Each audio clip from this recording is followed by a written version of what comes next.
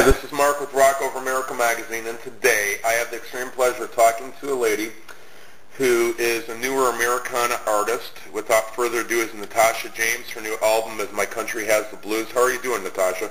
I'm doing great. Hi, Mark, and thank you for having me on your show. Oh, that's no problem. Yeah, this is just going to be, well, it's not so much a show, it's just just an audio interview. So, okay. Yeah, it's just, it'll post in the multimedia section later on. All right.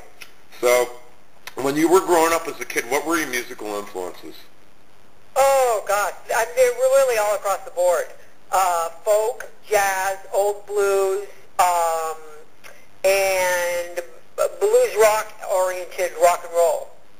And country-oriented rock and roll. I like the Lovin' Spoonful, the Yardbirds, Roger Miller, Joan Baez, Judy Collins, Odetta, Nina Simone, Illinois Jacquette. So you see, it spans a lot of different stuff. Right. And the stuff I'm mentioning for the listeners, that stuff that probably was around in the early '60s and mid '60s, which was when I was little. Right. And actually when I was first starting out my musical career, I was a little kid. I'd take my guitar to school, play for everybody. You'd find me in the bathroom with the guitar at recess, and at school breaks you'd find me entertaining people, playing and singing for them. So why did you decide to go with the Americana route as opposed to, just a straight country thing or a straight blues thing or something like that? I've done a lot of everything, and what comes out of my writing is just what comes out of my writing. And I think it's Americana because Americana is the only thing out there that really is. Real music is never going to be, I disagree with what I was about to say. I didn't decide to go in any kind of format. I just write songs, and that's how they come out. That's the best way I could put it. I have written songs for other people, and when I've done so, I've listened to what keys their voices sound good in, what their range is, how they approach a song, and what style. And then that has been a deliberate thing. But for myself, I just write them. They come out. If I like them, I do them. And if I'm doing them a lot, they're going on the record. So it would seem more like the Joan Baez and the Joni Mitchell and Roger McGuinn, and that had more of an influence on you as far as what you're producing right now and creating as far as music goes. Because they have, and like Neil Young and that too, it's more of that Americana, like because Neil Young, we both know, did like rock and that, but he also did work like there's an album that came out here recently in the last few months where it was an album from the International Harvesters, and that was the kind of the old Americana thing. It was a little bit of country, a little bit blues, a little bit rock, but it's an Americana feel and flair to it. Well, if they were coming out today, Heat, Buffalo, Springfield, and all that would be an Americana. Right. Okay. And also, if they were coming out today, Doobie Brothers, and all that would be in country. So it's become the catch-all. Country is what pop used to be, really, nowadays. Right, but when we think of country, people still think of like Trisha Yearwood and stuff like that. And yes, that's serious country, and I've done serious country, and I've done what I'll call serious blues.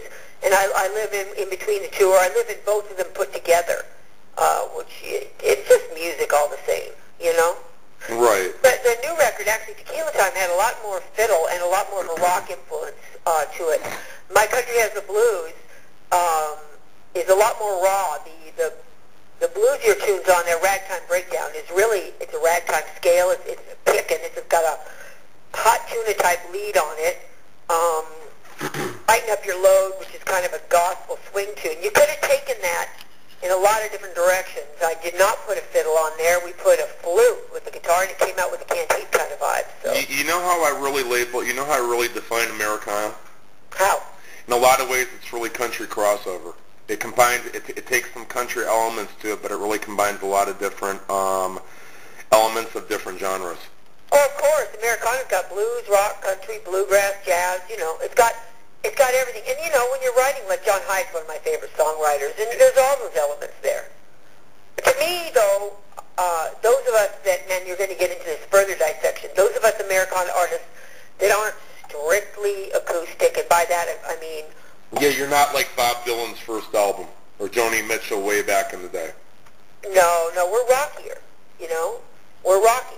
We'd be in the camp with, and we have been. We've been compared to Grant Parsons, my music has a lot of times, and to Van Morrison, so that's much more the rock side of things. What do you say to somebody when they look at you and go, well, you're not really country, and you're not really this, and yet you get classified as country, and you get classified this. How do you explain the Americana thing to them so they understand it? I basically say thanks for listening, you know? But, I mean, if I came up to you as a fan and I go, I don't understand, Natasha, I thought you were like a country artist, but I don't get it, you know, you're played over here, but explain this to me. How would you explain it to them? How would you break Americana? I don't ever get that comment. I get the comment, I love your music, your songs say something, can't get more, you know? Those are the kind of comments I get. Right, but if somebody did ask you the question, how would you explain Americana to them? I'd say it's roots music. And if they asked you what roots music was, I mean, I'm being serious so the people, because I want it to come from you rather than me dissecting and defining. Roots music is a mixture of a lot of the music that comes from our roots in this country, which is going to be Delta blues, country blues, bluegrass, country, folk, jazz, you know, rock, which is really, rock was an amalgam of blues and jazz, and country, you know, and set to a big beat, you know, with the invention of the electric guitar and guitar pedals, really. That's all it is. Right, because, I mean, and I know that, 'cause like a good example of that is Lead Belly, going way back. Okay, sure. Yeah. Yeah, But exactly. I wanted it to, it's very easy for me to say this, but I think it carries a lot more weight sometimes if the artist says it. That's why I wanted you to explain it. I think the main thing about music is, does it grab you? Does it mean something to you? When the fans tell me, you know, we love it, your songs say something, you got to move people in music on a lot of different levels. I think the song has, on a craft level, the song has got to move. It's got to have movement in it, you know? Oh, I agree. And it's got to make you want to hear more of it when it's over. You know, the worst thing in the world you can do is make a song that's gratuitous to itself. You know, you might as a musician love that open-ended solo or love those passages, but guess what? If they don't serve the song, cut them out. Done. Because the music has got to reach the person. The people that make me who I am are my fans, you know? I want to give them what they want from me, which means that music has got to reach them emotionally. It's got to reach somewhere inside of me to go somewhere deep inside of them and grab them. You know, it's got to make them feel. Then it's got to make the body sensations feel something. You know, it's got to get chills, or it's got to get happier, it's got to get hot, it's got to get movement. So it's going to move you on an emotional level, it's going to move you on an intellectual level, it's going to move you on a physical level. And if music is doing all those three things, you got something. Do people understand that, you know, it's okay not to live in Nashville, to be in Northern California, where a lot of that music that you grew up listening to came from? Or do people ever come and say, well, you really should be in Nashville? Oh, you know, I've heard people in Nashville saying, I wish you lived out here and you weren't so far away. You know? I like Northern California. I like Nashville. I like most everywhere I've ever been. There's something I like about it. But this is my home. I raised my kids here. And I like the scenery and I love the food. And there is a lot of that genre of music that came from out there, too. That's what I was getting at. There was. Yeah, the folk rock scene up here, yes. Yeah. Yes. But also out of Laurel Canyon, there's a lot of this genre. Out of Texas, there's a lot of what I do is in Texas, you know. So, I mean, that my music, oddly enough, has a distinctly Texan flavor to it, which I've been told over and over again, and it bears out because the Texas radio was one of the first, all over Texas, was the first to really, you know, get cozy with Tequila Time, that record, you know. And I like a lot of music that comes out of Texas. Take a couple of the songs and just explain a couple of your favorite tracks off the album. I mean, right now when you look back on it and think about it, what were a couple of your favorite songs off that album and why? Which one off Tequila Time? Tequila Time, yeah. Okay, now, gosh, there are songs that got a lot of spin, if you think this is Love and Tequila Time, and most everybody's heard of those tunes. So, while I love those both a lot, a real lot, Stuck in Atlanta was one of my favorite tunes that I wrote. And that's got a real New Orleans barroom sound to it. little bit of that ragtime. You're seeing a little bit of that happening there. And that was echoed back in the album Bad Judgments, where I had a song called Hey Ho that was a second line tune. So also that New Orleans feel is coming in that record as well. Off of Tequila Time. I wrote a song that was a real sleeper on there. It's called The Wind. And when you hear it, it reminds you of an old R&B tune. And that's one of my favorite tunes I've ever written. And I've got a beautiful solo part played by my keyboard player, Herman Everidge, and my violin player, Woody Vermeer, and pedal steel player, Bobby Black. And it's the typical thing to do with that would be to put a blues lead guitar in there, you know, with a little tremolo in it probably, just taking it right to that edge. But this was a far more unusual, where they're all playing in harmonics with each other, and there's less movement, but every single note means something, and it's very dreamy, and it takes you back to almost a doo-wop time. You know, it's a 6/8 tune, but still it's got those triplets in it. But you really feel the it's sort of it's a romantic blues soul number, but it's sung more country because I've got that twang, so it makes everything sound a little more country. Here's another issue that I thought the other day. Patsy Cline was basically a jazz singer, and the tunes that she sung of Willie Nelson's, you know, Crazy, I Fall to Pieces, those are basically jazz tunes. The chord progressions and the setup of the tunes is a jazz pop standard. But when you put her voice to it, it becomes a country tune, and it was marketed as a country tune. Right. So any song, any good song that has legs, and it should have legs. A good song should have a lot of legs.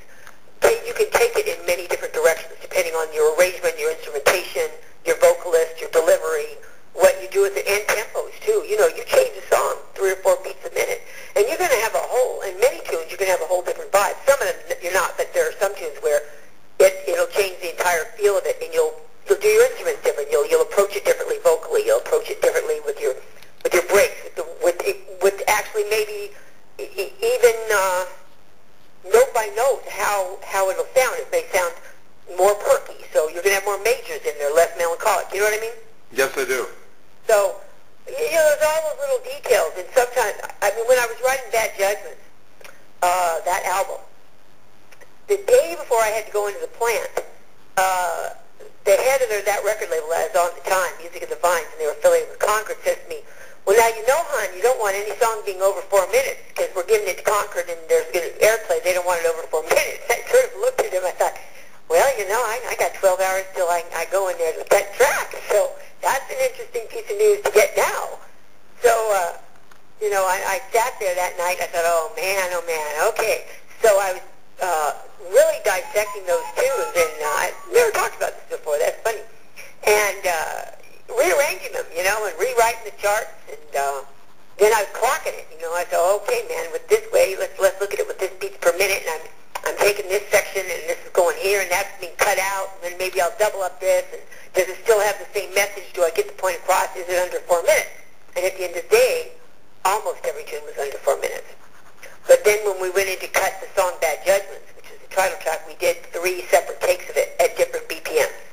And we opted for the slower one. That was the take that had the most, you know, vibe. You don't go with the perfect take. You go with the take that's got the soul. Right. You know, I mean, I like to cut first of all, I like to cut an album live. So I like to have everybody that can be in the same room, and then those that can't be in ISO booths. And myself, I lay down my rhythm tracks and vocals at the same time. And I hope there's very little bleed, but I just believe in doing it right the first time. Mm-hmm. And so, you get a lot of work done. In a perfect world, you get a lot of work done, you know, barring something not going down, you know. And it also has a more live and real feel to it in some sense. Yeah, you've got the energy going. So, that being said, when I'm talking about perfect takes, there might be a take that might be technically superior, or you might say, wow, that really kicked ass right there, but the overall feeling wasn't there, and that's an esoteric thing. It's not even a phantom harmonic thing, you know what I mean? That's an esoteric thing, and it's a feel thing, and when that track, you kind of wakes everybody in the control room up, you go, yeah, that was the take, you know? So, anyway, that one did end up a little bit longer.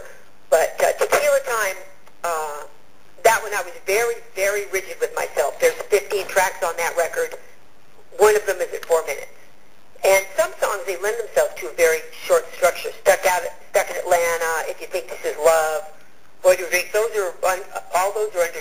minutes, and they say everything they need to say, and they're great tunes, and they leave you wanting to hear them again. And to me, that's to be able to say what you want to say and have every element cohesive in a succinct fashion. That is good craftsmanship.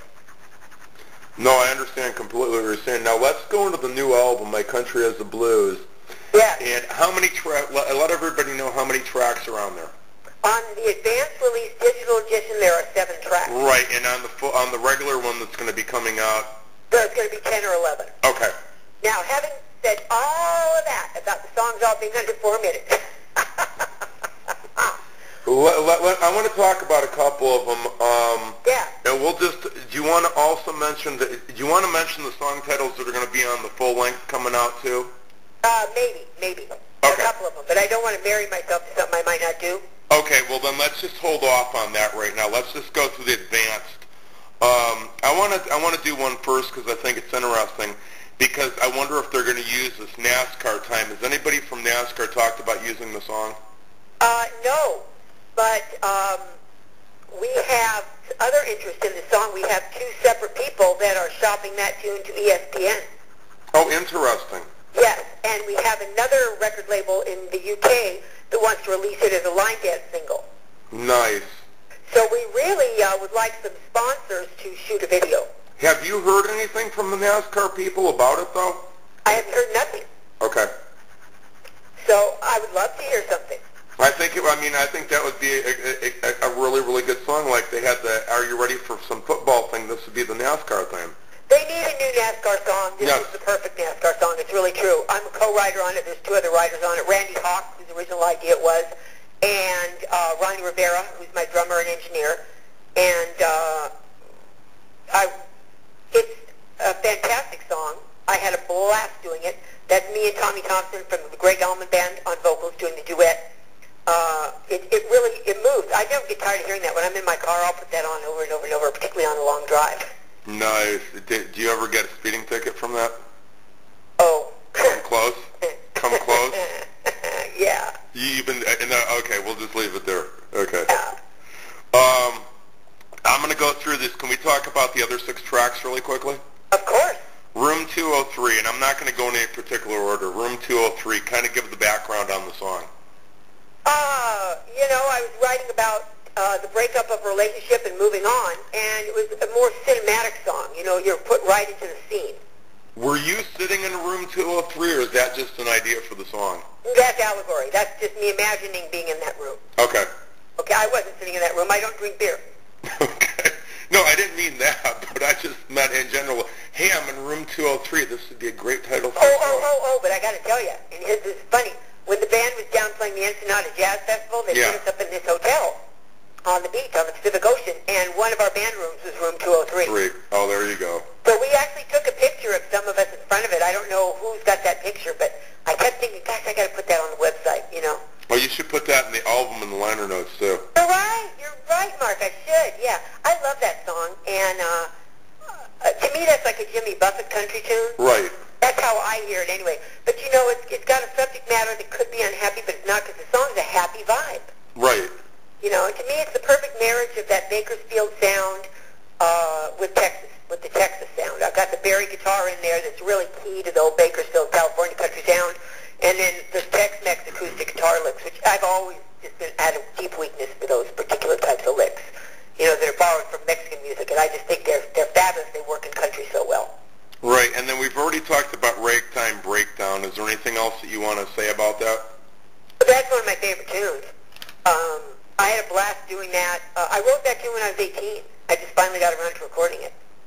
Okay, and then Lighten Up Your Love. I wrote the music for that tune when I was 18. Okay. I finally paired up the lyrics, and I usually write them all at one time, but that one I could never decide on what lyrics I wanted. And I had this other tune called Spare Change Run Around that I wrote when I was living and playing music in New York in the 80s, and I just kind of reworked that a little bit, and then I said, that's it, I'm putting this tune on the record. I'm just tired of not playing it, tired of not hearing it, tired of not having it laid down. So. And then Lighten Up Your Load. Lighten Up Your Load, I was walking around the house, and I'd been facing a serious illness, and I just thought, you just got to be happy, send your body and your mind and everybody positive thoughts in this world. And I was walking around the house singing that tune, and I thought, gee, this might be a good tune to do. So I picked up the keyboard or the piano, and then I picked up the guitar, and I figured out what I was going to do with it. And it's just a real simple tune. It's, little swing number there, or shuffle, whatever. And I brought it in, and everybody loved it. And to this day, when people come in, that's the one they want to hear. So, and then it was a happy accident. A girlfriend of mine named Mindy Cantor, she plays the flute. And I said, well, we're up at the site. She wanted to see that place because it had a fantastic Neve 8078 board in it. It was George Massenberg's. And this huge room and good ISO booths, good line of sight from the ISO booth, the control room, great views of the trees outside, just a beautiful setting. It's down the way a little bit from Skywalker. Mm-hmm. Kind of like a cache studio, so you get invited to go record there, And, matter of fact, Keith Richards' subscriptions to various magazines were still lying around there. It's funny. But I said, well, she wanted to really check this place out, because it's kind of a lockdown kind of place. I said, well, sure, scoot on up. And she came on the wrong day, but it turned out to be the right day because I ended up laying down that track. And I had not intended on putting flute on there. I had my heart set on my fiddle player. Because if you hear the song after we get off, you can hear where, it's natural for a fiddle to be in there, too. And somehow I'd had this heart set on this fiddle. Well, she laid down this flute, and my guitar player, James Harmon, that's the kid that I went to do the European tour with, he laid down sort of a jazz guitar lick, but they didn't hear each other, and they didn't hear each other's track when they were laying this part down, because this was not live. Her flute was an overdub, right? And they went together so well, and we listened back, and it had such a canned heat vibe. I went, that's it, that's the scene, that's what's happening with this song. And it was one of those happy accidents that you wish you'd really have thought of doing, but I didn't. It was serendipitous, and I love that. So. And then Angels with Broken Wings. Oh, I was reading a book. Do you remember the author of Tuesdays with Morrie? Yes, I do. Okay, I was reading that book, Tuesdays with Morrie, and... yeah, Mitch Albom. This is for the song Angels with Broken Wings. Right, yeah, it was Mitch Albom that wrote the That's book. right, Mitch Albom. Yeah, and they made a sappy movie of that other book of his. Sappy. It was just silly. But the book, The Five People You Meet in Heaven... But anyway, I was reading that book, and he actually had discussed the concept that, well, we're angels with broken wings. So I sat down in my backyard, and I was thinking about that for a minute, and I started singing that song. So I got out, and I was playing it, and that just came out all at once, all the lyrics, everything, boom, it was done. I brought it, and it just so happened that we had a rehearsal that night, excuse me, I got hiccups. And my backup singer just looked at me, and she had this sort of stunned, amazed, and sort of dreamy look in her eye. Afterwards, she goes, I love that song. And so it just became a favorite of everybody's right away, and I was really proud of it. And I also hear a alto sax or tenor sax in there, too, but we don't have one in there. But the odd thing was, when we were rehearsing that song, I stopped and said, do you hear that sax in there? And I asked my keyboard player, well, I said, what are you playing? Are you playing that sax line? He said, no, I'm not. I'm playing, what you talked about. Damn, I hear the sax line. Does anyone else have a sax? And they'll look at me like, no, you're nuts. But I really think I had a sax player for a long time named Martin Fierro, and a brilliant sax man. He started out at 16 playing with Thelonious Monk, left Thelonious Monk, played with Jerry Garcia. He was just a one-of-a-kind human spirits. And I just think I heard him in my head, from wherever he is in heaven, playing his sax to that tune. So, nice. Yeah, it was a moment, that was one of those kismet things. And then Endless Frontier. Okay, that's a riff that I've been messing with. I was down on the beach in Mexico, and that driving do that walk down, C, B, B flat. I've been messing around with that driving. It's got that driving rhythm to it, and I just thought, well, I'm making a song out of it. Once again, that was one where the music came first, and I thought I want to put this on the record because it's the type of tune I want on this record, and that's a song that there's no way to get that song radio-friendly under 4 minutes. I've thought about it, and it would compromise the song. It's not one of those that can do that. So that. But, and we'll keep the song, we will. Well, it's like I can relate a story really quick. Roger Earl from Foghat told me the story. Yeah. And basically it was when they came up with the song Slow Ride. Oh, uh-huh. And they came up to him and they said, okay, we love the song, but we've got to cut it down and we got to cut it in half because the song's just over 8 minutes long. Right. And he goes, you will not effing cut the effing song. You will leave effing Slow Ride the way it is. Do you effing understand me? And they're like, okay, and that's why Slow Ride's 8 minutes long. Oh, yeah. Hey, I did a video with Bobcat years ago in New York for MTV when they were on Bearsville Warner, the Slip Trip Fell in Love video. That's funny. But, yeah, there's certain songs you cannot, you just can't cut them down. That's just all there's to it. No. I thought of shortening the solo. I could do that, but that's not going to bring the song under 4 minutes. And that solo has the two guitars talking to each other so nicely and interweaving, and that was just a natural Kismet thing once again. It would be a shame to cut out those magic moments to not even achieve the purpose. Well, that'd be like could you imagine cutting out Voodoo Child by Jimi Hendrix down to under 3 minutes? No. No, certain songs can't be cut. Exactly. You know, certain songs just can't. Lighten Up Your Load, I can do a radio version of it. I've been thinking about that one, because that one also, I have to do something. That one I can. But Endless Frontier, no, there's no way. But, you know, I've heard a lot, I don't understand that because I've heard a lot of radio songs, especially in the rock genre, that are 4 or 5 minutes long. Yes. 5.5 minutes long. I don't understand the time thing because the time thing used to be everything was under 3 minutes. Yes, and it still is on P1 radio. Yeah, sure. You know, I don't understand that. I think it was one of the things early, I think it was The Who that was instrumental for some of that. Also, In-A-Gadda Da Vida, that was the song that every DJ would play so they could go to the bathroom and take a smoke, yeah. You cannot cut that song. I was going to bring that up, but I thought, dare I, rear the head of the dreaded In-A-Gadda Da Vida. But I loved that song back then. And, oh yeah, it's amazing. And I wanted to leave the title song for the last because it has a element to it that is timeless, that anything from your heroes growing up in the 60s, yeah, decades before that, to currently what's going on with the country, and it's not about a political party or a political affiliation. It's about how we can look at things in our country. And I'm going to let you tell everybody really what it is. Well, thank you for noticing and recognizing that.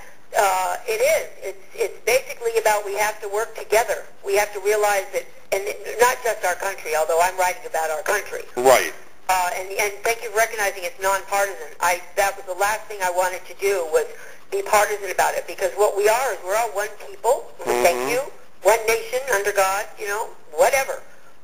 And we do have to work together to pull ourselves out of this morass. There are amoral people that are only going to look to their bottom line profit and not the humanitarian one. There's that's endemic to any empire, which we do live in an empire. But right now we are in a troubled time, and the last thing I want to see is a lot of pointing the finger and no action. So it came to me to write the song to ask everybody as an individual to work together and look at the goodness espoused from every different angle. And that's why there's a video of My Country Has the Blues. I don't know if you've seen it. No, not yet. But I want to ask you one thing. What gave you the impetus? What was the impetus to start writing that?